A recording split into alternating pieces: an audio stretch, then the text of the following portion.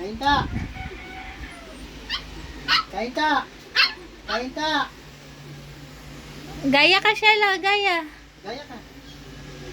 Ikaw kunyari, ikaw second voice ko ha. Kain ka. Kain ka.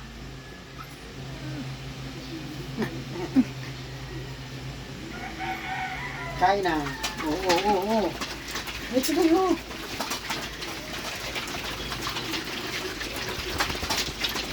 Ang ulam po nila ay inihaw na tilapia.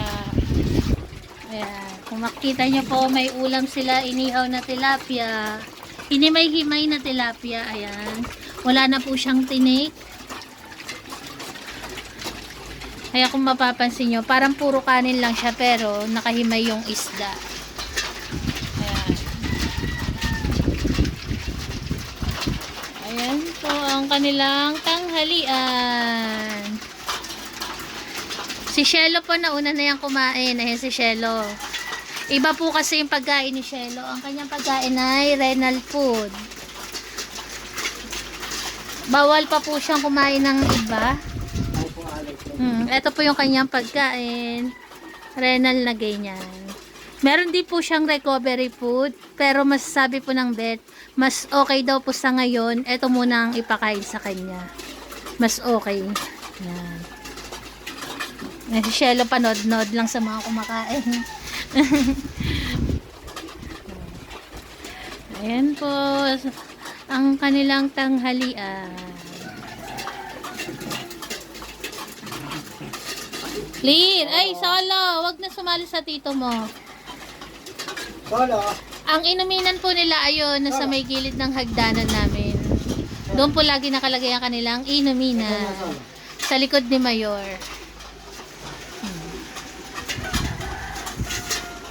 Simot sarap ang kanilang pagkain.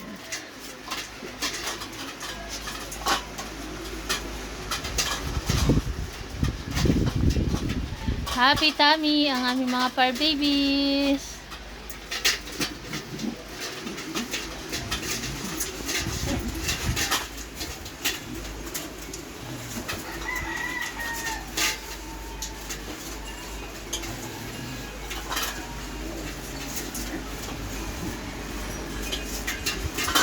Okay na. Lupiti na yan.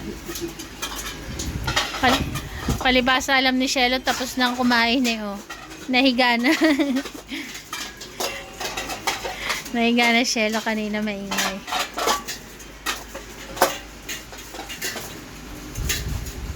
Hop. Pinamutan to. Pwede nang hindi hugasan. Pwede na di siguro. Aanlawan lang.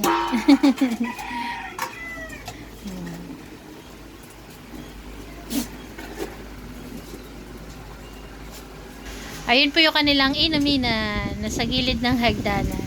Every time po, laging nandyan yan. Kahit hindi sila kumakain, pwede silang makainom ng tubig.